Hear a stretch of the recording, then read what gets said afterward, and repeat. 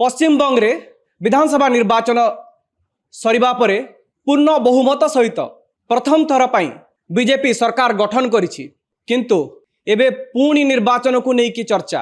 हाँ दर्शक बंधु, ए जो निर्वाचन हम ये संख्या मायने रखेनी, ये सम्मान रो लड़ाई होउछि।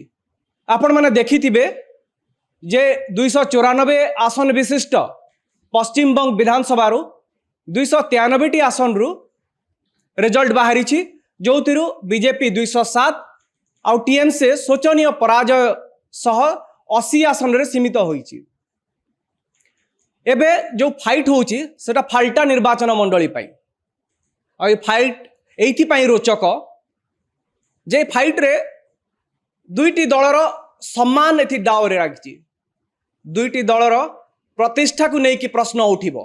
थम्पिंग मेजोरिटी सहित 207 आसन सहित सरकार गढ़ी बीजेपी पाई ए गोटे आसन सम्मान रो प्रश्न।